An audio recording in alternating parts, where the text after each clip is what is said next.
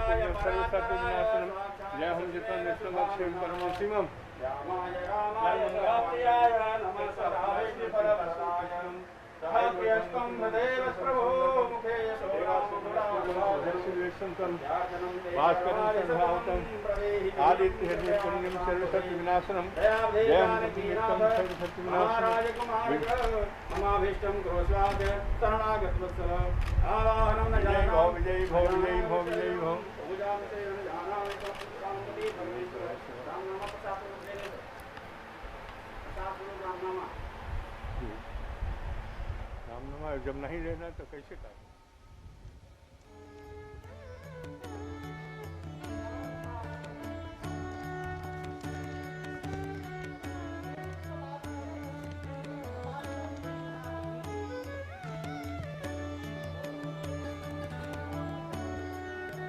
रामलला के दर्शन और पूजा अर्चना के बाद अब माननीय प्रधानमंत्री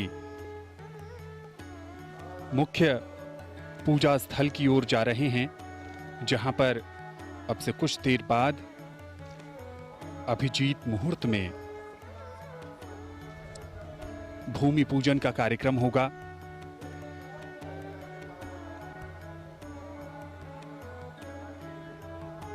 प्रधानमंत्री के साथ उत्तर प्रदेश के माननीय मुख्यमंत्री योगी आदित्यनाथ।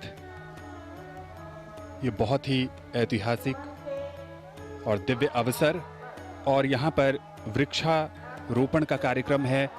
पारिजात का वृक्ष प्रधानमंत्री लगा रहे हैं।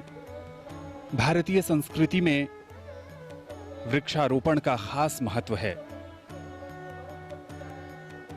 और रामलला परिसर में प्रधानमंत्री इसके माध्यम से संदेश भी देना चाहते हैं प्रकृति की रक्षा का, पर्यावरण को बचाने का,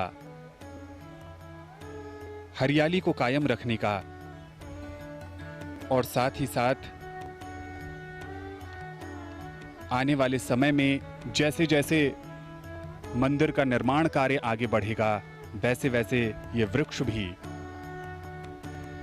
अपनी आभा को प्राप्त करेगा। और ये प्रतिबद्धता है पर्यावरण के प्रति हमारे संरक्षण की। पर्यावरण संरक्षण का मूल मंत्र हमारी सनातन संस्कृति के मूल में ही है। हम कहते हैं समुद्र वसने देवी पर्वत स्तन मंडले विष्णु पत्नी नमस्तुभ्यम पाद स्पर्शम क्षमस्वमेव। पृथ्वी को हम माता मानते हैं और यहाँ पर आज प्रधानमंत्री नरेंद्र मोदी रामलला के परिसर में पारिजात वृक्ष का उन्होंने पौधारोपण किया है। पारिजात वृक्ष स्वयं स्वर्ग से लाया गया वृक्ष माना जाता है।